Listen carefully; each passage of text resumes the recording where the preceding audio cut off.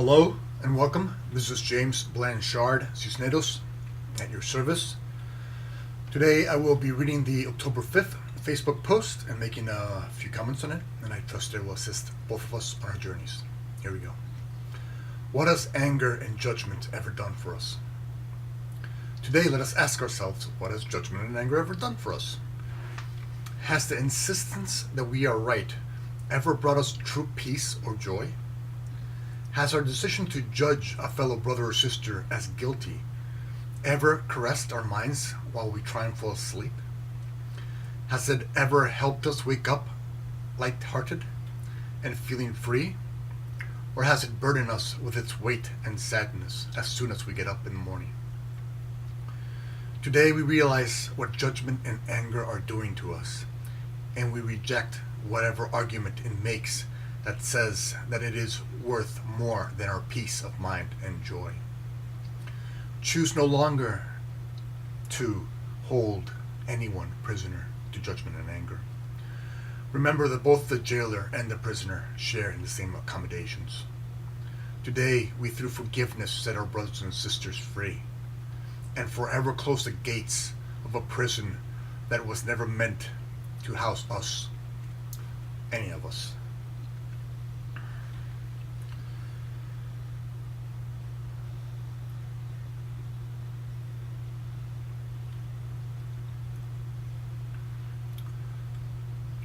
What has aligning ourselves with the energies of anger and judgment ever truly done for us? And why do we keep on supporting something that in truth has never supported us? Now, some might say anger and judgment give me a sense of power and control. But let's remember who we truly are. We are love and its extensions, such as kindness, generosity, forgiveness, love, peace, joy. This is our truth. This is all that is real. This is our Creator's creation. And so anything apart from this is an illusion. It's a nightmare. It's a fairy tale that people are currently buying into because they are asleep.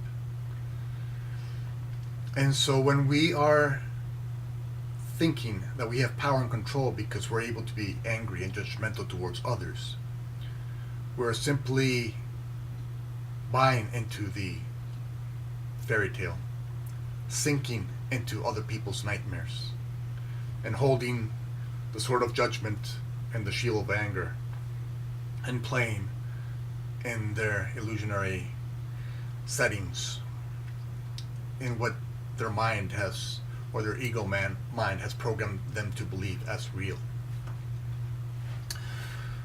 Because in the present moment, only love is real. And so we are aligning ourselves when we use anger and judgment. We are aligning ourselves with our past self, with our ego's programming. And so we're not really in the present moment when we're using anger and judgment.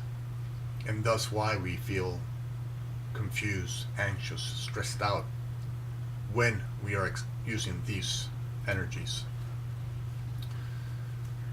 But being stressed out, anxious, that's not really you. You may have bought into the programming that that is you, but it is not you. It is a dream you have about you, a nightmare you're currently believing as real. Now, some may say they use anger and control because they have wisdom, because they know what's really going on. But what we don't truly see is that our programmed self that we bring into the present is so limited and specific to us that what might be real in our dream state, we must remember that there are 7 other billion people out there with 7 other ego selves or program selves that their family, friends, peers, society molded. And so their molds do not usually or mostly relate to our mold, to these molds. And so we're always defending ourselves against this outside world. And so what we think is right, what we have wisdom about, is not usually right for everybody else or for most other people. And so you're in a constant state of judging other people and them judging you, and you using your sword of judgment and shield of anger in the little game that those who are asleep play. If they had true wisdom, they would simply remember that they are love and that their brothers and sisters are love, and that's their only truth. And there's no need to defend ourselves against love, against joy.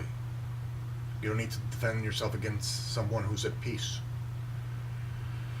someone who's loving and self-loving, because they have no need to attack you. They have no need to sink into your nightmares of yourself. Even some other people might say judgment and anger have something to do with self-worth.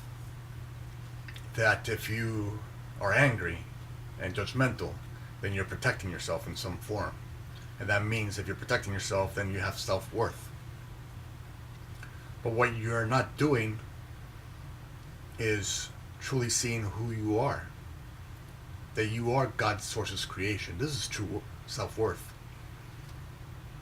When you know who you are, when you accept yourself as who you truly are, you are the creation of God's source, himself, herself. That is true self-worth. When you know that you are love, and you are love's extensions: peace, kindness, generosity, compassion, self-love, joy. That is true self-worth. True self-worth is not found in the nightmares or in the illusions. That is, true self-worth cannot be found in somebody's nightmare. You cannot put yourself above a brother or sister and consider that true self-worth. Because we are all one. There's nobody higher than you, and there's nobody lower than you. That's true self-worth. Because we are all one. We are all whole. You're not going to put things or people higher than yourself and lower than yourself, or which are really parts of yourself, and consider them higher parts of yourself or lower parts of yourself, and truly feel worthy. You will feel worthy when you know that no one is above you and there's no one beneath you. And so let us today not play the ego's game. Let us not sink into our past programming, into other people's nightmares, into other people's dreams, or into our own dreams. Because anytime we're not in the present moment, anytime we're not expressing and extending who we truly are, we're simply dreaming. And there's no need to judge other people for their dreams. When you have true self-worth, you respect other people's journeys, because you know that they, at their highest self level and God's source, have created the perfect path for each of us. And when we accept this knowledge, we have peace. And would you rather have pain that anger and judgment bring? And we know that's what it brings. It brings pain. It brings confusion, chaos. It brings uncertainty. It's building your house on sand. It's building a sandcastle, just waiting for the ocean waves to break it up and dissolve it. Your true self, your true home, is built on rock. It's a rock. It's your truth. It's unchanging. It's unchangeable. It's eternal. There's no need for judgment and anger in the eternal, in someone who supports their eternal self, because we're all one. So when you're supporting your eternal self, you're supporting everyone else. You have no need to judge anybody else. You have no need to control anybody else. You have no need to put anybody else down or put anybody else on a pedestal. Because we're all one. We are all God's perfect creation. That is all you need remembered today. When the ego is insisting on judgment and anger, remind yourself, you have traveled this path many times before. We already know where that takes us. We already know that when we support the illusions of ourselves as real, we carry a burden with us throughout the day. And we feel saddened and depressed by this burden, consciously or not. And at night when you go to sleep, you place your head on the pillow and you toss and turn at night because these illusions are coming in one after the other. And your judgments are coming back at you because we're all one. So when we judge or become angry at our brother or sister, we're really becoming angry at ourselves. And in truth, we're telling ourselves that, hey, we don't deserve to be at peace. That's what's happening when you're judging a brother or sister. Because we're all one, you're telling yourself, I am not worthy of peace. And so where's your self-worth if you don't believe you're worthy of peace? When you're loving and accepting of your brothers and sisters and their journey, you're telling yourself, you are worthy. You are worthy of whatever your journey looks like. I'm accomplishing my path in the best way I know how with the tools I currently have available. And so too are you. That's what you tell yourself, because that's what the truth is. You are doing right now the best you can with the tools you have available. And you have called on to the universe for maybe more useful tools. And maybe that's why we're here together. You're helping me because you're helping me put this on video. If it wasn't for you, why would I do this? But in a sense, when I'm doing this, I'm healing myself because I'm reminding myself who I truly am. And the more I remind myself who I truly am, the more peace, joy I have within. And the more I fill myself with these thoughts, words, actions, and reactions of peace, of joy, of compassion, of kindness, generosity, the more I start to overflow. This overflows. The more you buy into the illusion of judgment and anger, the more you buy into it, the more you fill yourself up with that, it has to go somewhere. So it is your choice today to choose anger or judgment, or to choose peace of mind and joy, to be anxious and worry, or to have trust in Source and His plan, her plan for you, and your highest self plan for you.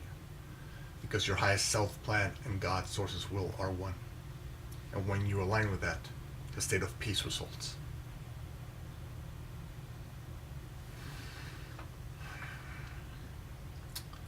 Thank you for your time.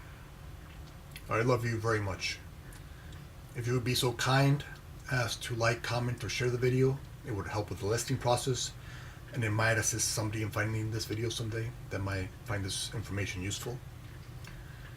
If you would like to leave me a comment or a question, I would be delighted to try and offer a response. And if you can please subscribe to my YouTube videos, I would love to have you in this community. Again, thank you for your time. I love you very much, and God willing, we will see each other tomorrow. Peace.